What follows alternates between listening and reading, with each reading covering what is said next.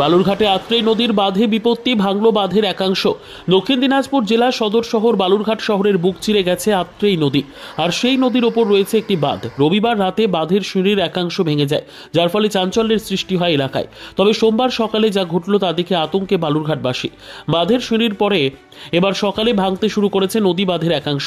বালুরঘাট শহরের 13 নম্বর ওয়ার্ডে বিপত্তি। আপনারা দেখতে পাচ্ছেন সেই ছবি, সকাল থেকে ভেঙেই চলেছে নদী বাঁধের একাংশ, যার ফলে চিন্তায় এলাকাবাসী। স্থানীয় সূত্রে জানা গিয়েছে চকভৃগু এলাকার আত্রেই নদীর ওপরের ড্যাম রয়েছে, তার নিচের অংশ দিয়ে প্রথমে জল বইতে শুরু করে, তারপর ধীরে ধীরে প্রভাব ফেলে বাঁধের ওপর। যে কোনো ধরনের অপ্রীতিকর ঘটনা এড়াতে ঘটনাস্থলে পৌঁছেছে বালুরঘাট পৌরসভার পৌরপ্রধান এবং পুলিশ আধিকারিকরা। যদিও চকভৃগুর ডাকরা এলাকায় বাঁধ ভাঙনে আশঙ্কায় স্থানীয়রা। করতে আসলো তখন তো আমরা এটা বুঝতে পারিনি যে এখানে এত বড় একটা ক্ষতি হয়ে যাবে।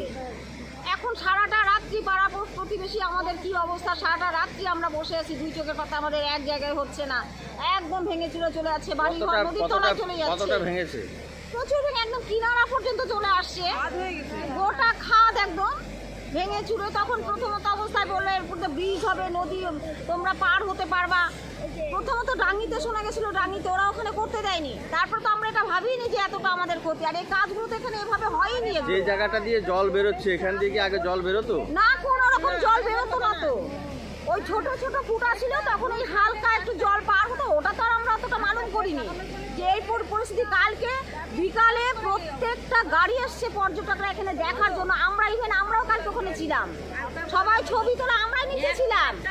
এটা যে রাত্রি 9টায় যেটা হয়েছে, সেটা যদি কালকে দিনে হতো, প্রচুর জেলেরা মরতো, প্রতিবেশীরা মরতো, আমরা মরে যেতাম, সত্যি কালকে মরে যেতাম। কালকে যত গাড়ি আসছে রবিবার, সবাই কালকে দেখার জন্য এখানে আসছে।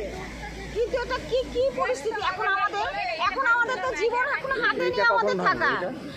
এটা ভেঙেছে 3:10-এ, একদম 3:10-এ ভূমিকম্পের মতো মাটি কেঁপে গেল, ভ্রম করে একটা শব্দ, আওয়াজ, ওটা পাড়া। আমরা এখানে সারা রাত্রি পুলিশ প্রশাসন ছিল ডিউটিতে, তাদের সঙ্গে আমরাও এখানটা আসি। এই তো আর কি বলবো। আমার নাম সোমা চক্রবর্তী। বালুরঘাট থেকে বিশেষ প্রতিবেদন, আপনার নিউজ।